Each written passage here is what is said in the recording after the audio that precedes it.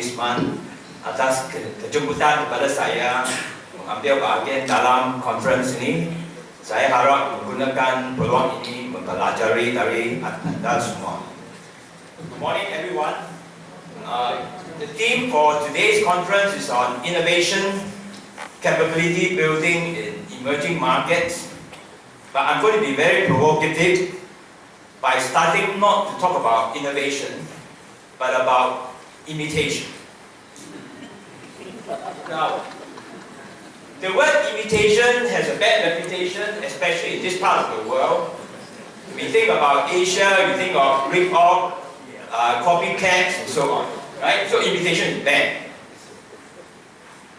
What I'm going to provocatively argue is that creative imitation, you imitate but you do creative adaptation, is actually an important route to original creations. Now many people have the impression that Asian copy the American and the European. I give you an example here, that this is the famous artwork from Japan, and who copies it? Vincent van Gogh, one of the most original painters in the world. Of course, he does not copy it exactly. He creatively used his own style. And in the process, he created something original and yet imitated. And I want to argue that most innovation really draw on building upon others, but creatively doing something different. And so I hope to convince you that the challenge is about thinking what we are really trying to do. Now, a lot of people think about innovation of latecomer country is that of trying to catch up with the advanced country. And I think Korea and Taiwan, Japan have done exceedingly well in this catching up.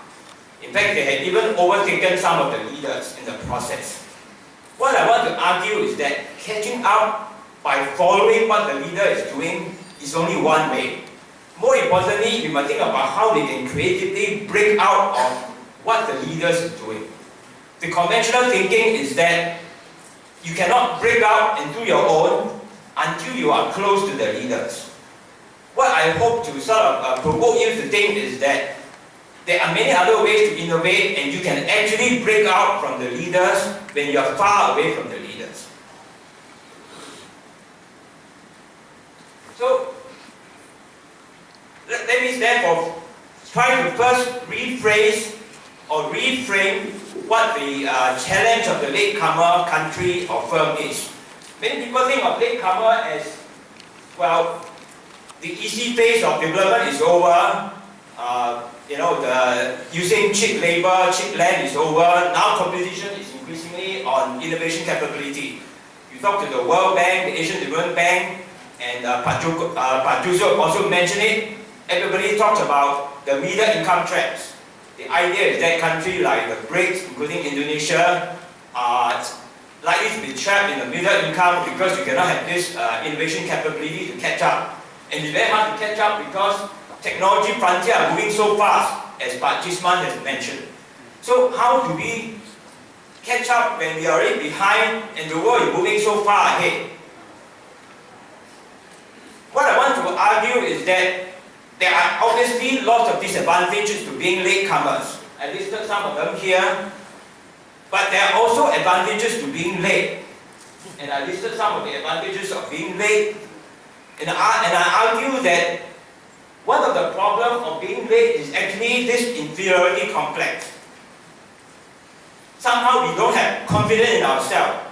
We believe that the leaders knows everything, and so the only way we develop our capability is to follow the leaders. I believe that sometimes the leaders are wrong, and in fact, new technological opportunities create the window of opportunity for you to do something different to disrupt the leaders. However, you must have this mindset that don't always follow the leaders. Think of ways to break out. And so the key challenge is not to think about just catching up. Because catching up puts you into a mindset that I want to get close to the leader. I want to follow what they do. And this is what I call a strategic framing bias, because it forces you to compete with the incumbent leaders in advanced market, and you try to fit yourself into the global production system, which, while is important in the first stage, but you need to think about there could be ways in which you could actually try to do something different. Because doing what the leaders are good at merely reinforces the competitive advantage of the leaders. And so, take it back to the how should we frame it. And I want to argue that innovations have three levels.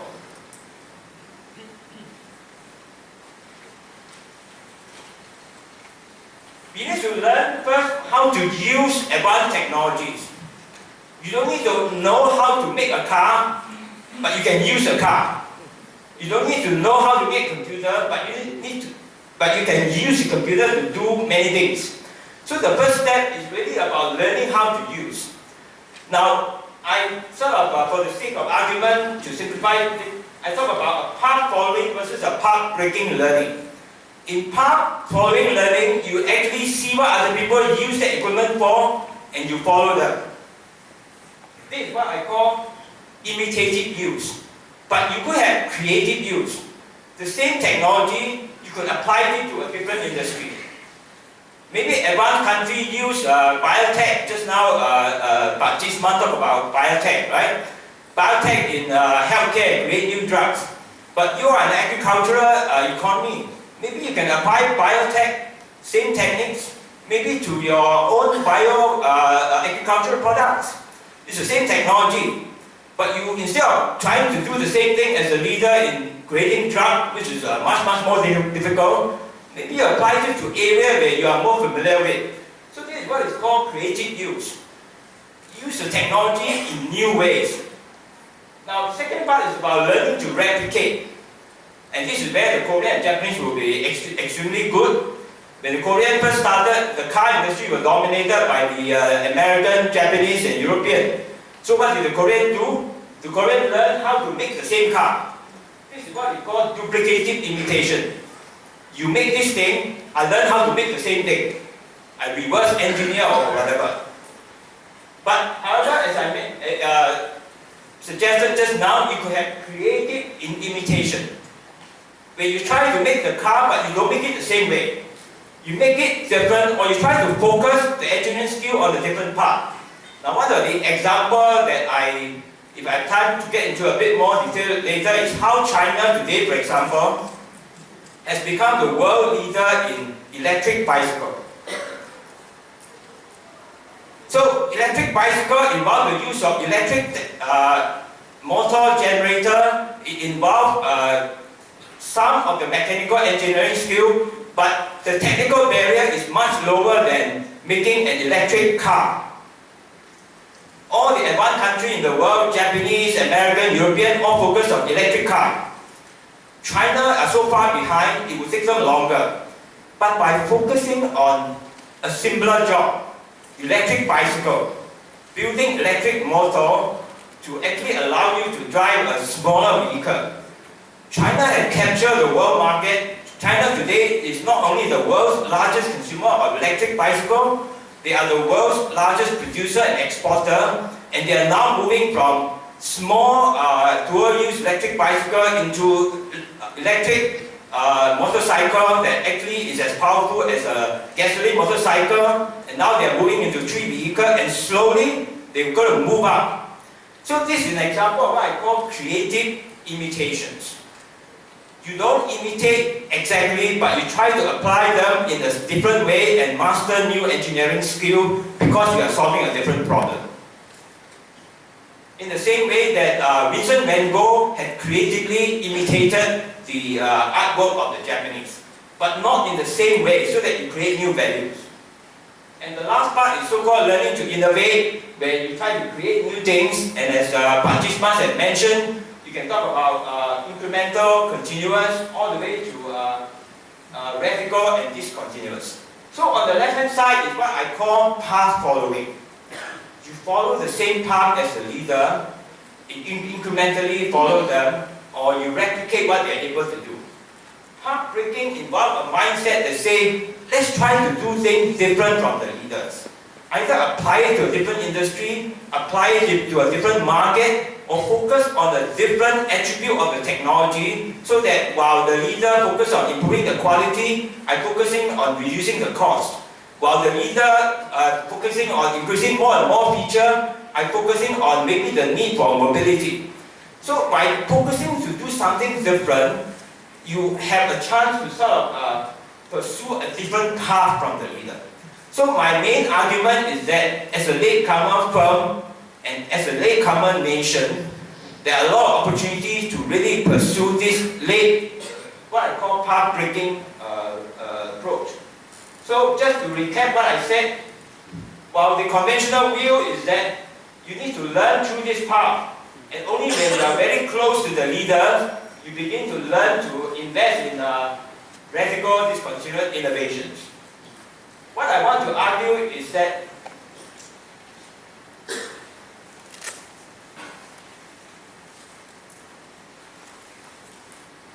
there are these two important parts that you can actually start to innovate. And in fact, to some extent, both involve innovation.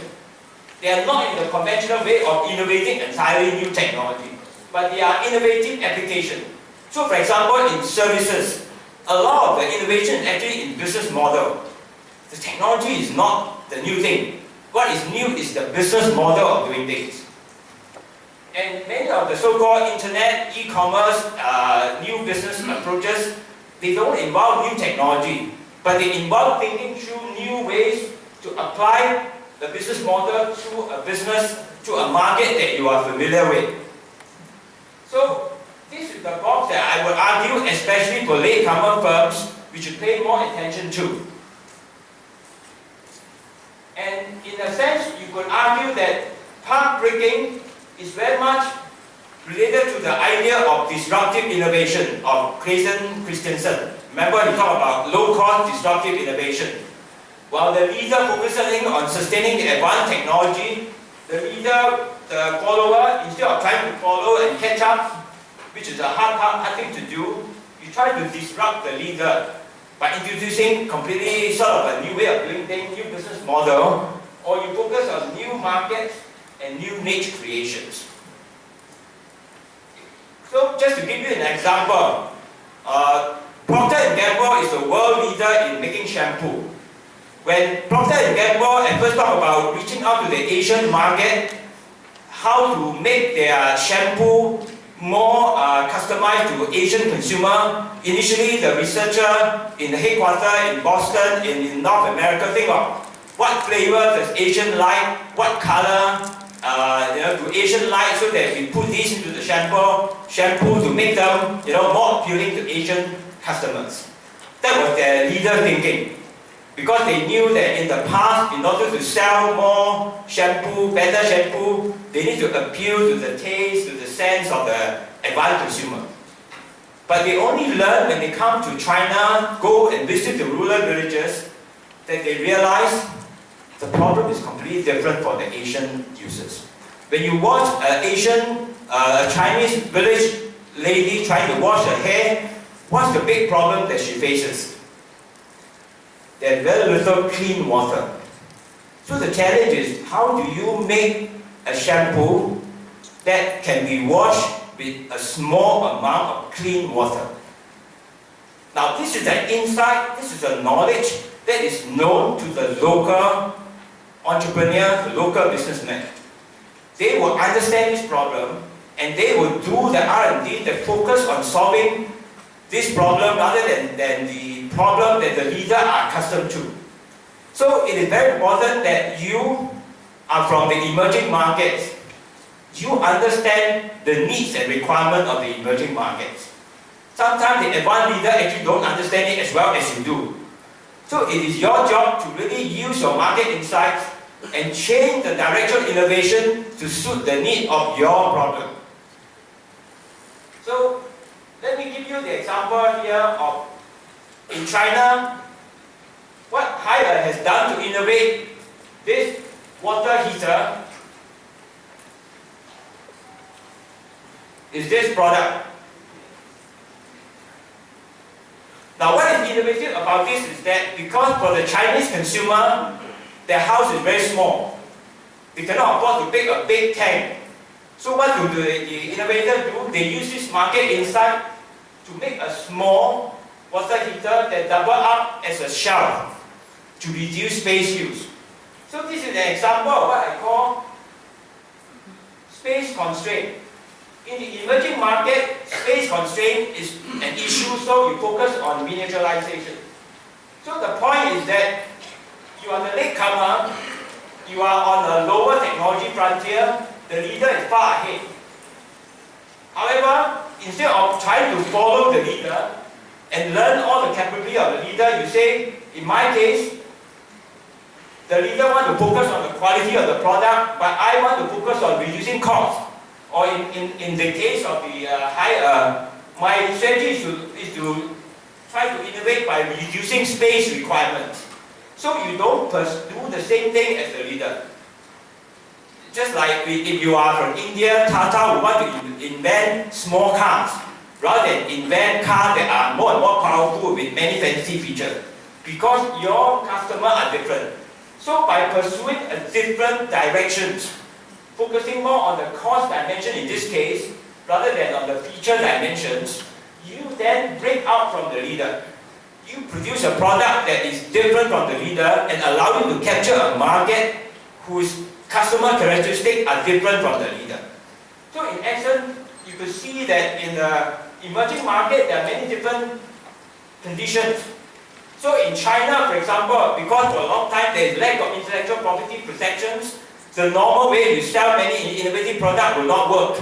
For example, if you want to sell computer games in the software in the form of a disk, you will fail as a business model. Why? Because after you sell one unit, you get copied and you cannot sell anymore. So what did the Chinese do to overcome this challenge? They invented online streaming. So China became the world leader in online streaming games, where there is no software sitting on the disk. It's streamed to you, you pay, and so it overcomes the lack of intellectual property protections. So in the emerging market, you face market opportunities that are different from the leaders. And so you should break out from what the leader is doing and come up with new ways that suit your market. And I can give many more examples, but I hope that this sort of sufficient illustration to you. Like for example, in China at one time, the so-called creative imitation, where they imitated the phones of many advanced countries, but it's not pure imitation because they are creative. This is an example of a phone that allows you to put a zoom lens. I think none of the advanced phones, whether it's iPhone or it is a Nokia high-end phone, allow you to do that. This is a phone that has 6 speakers that allow you to power a concert here without using multiply, So, and here's an example of an innovation where a phone is designed to double up as a cigarette holder. No technology here, right? But this is something that meets the market needs. So you must have a breakdown mindset. Don't do what the leader do. Think of new way, creatively add something to it. Yeah? I'm going to skip through some of these examples because I do not have time. I want to use an example of Xiaomi. Some of you may have heard of Xiaomi. Xiaomi now is the second largest smartphone maker in China. Now, Xiaomi first started as just one of the many Shanghai mobile phone maker imitators.